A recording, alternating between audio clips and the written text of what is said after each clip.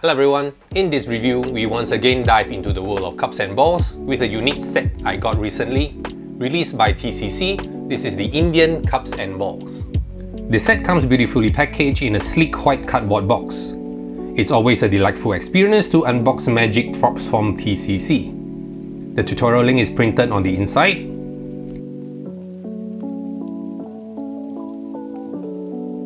You get a magic wand, 3 cups and 6 red crochet balls. Taking a closer look at the cup, they appear to be flawlessly crafted. Although I can't confirm if they are turned from a single piece or assembled from multiple parts, the seamless construction creates an illusion of a single piece.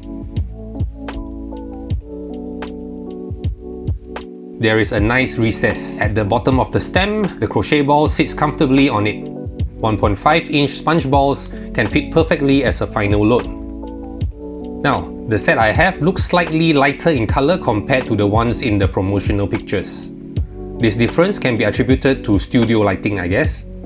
So keep that in mind. It's a minor variation and doesn't affect the functionality of the cups in any way. According to the ad copy, the cups are made from rosewood. The wood grain on each cup is unique, giving them individual character. While this may not make them identical in appearance, this is a purely aesthetic aspect, and once again, this does not impact the cup's performance in any way.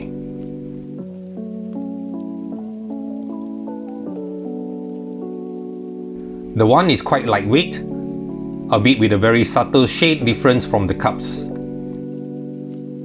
This is also a small detail but worth mentioning.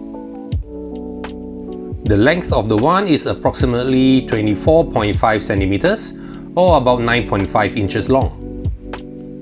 The diameter of the wand is about 1.25 centimeters or about 0.5 inches. The height of the cup is about 7.5 centimeters or about 3 inches. The diameter of the mouth of the cup is about 7.5 centimeters or also about 3 inches. The diameter of the balls supplied are about 2.5 centimeters or about 1 inch. The online instructions are around 16 minutes. They are in Mandarin with English subtitles. The instructions are straightforward and concise, without any lengthy discussion of ideas and so on. The transparent cups used in the tutorial video are pretty cool. The Indian Cups and Balls routine is typically presented seated cross-legged on the ground. However, the instructions teach the routine and moves in a seated position at the table. You will learn several moves and techniques along with a simple full routine. The moves and slides involved are unique to this style of cups and balls, differing from the more well-known traditional Western style.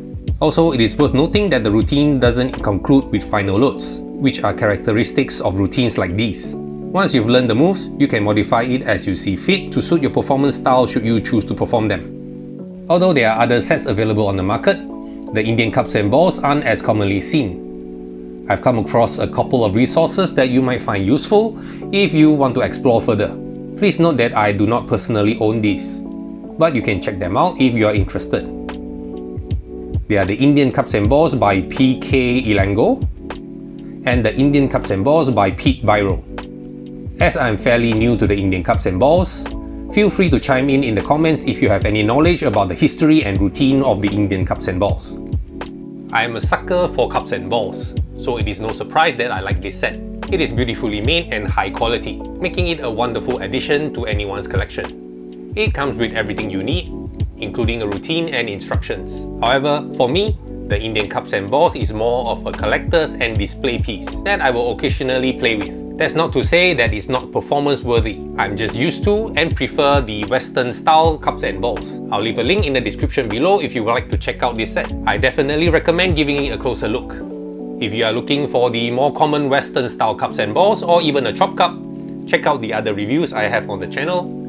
Thank you for watching and I'll see you in the next video.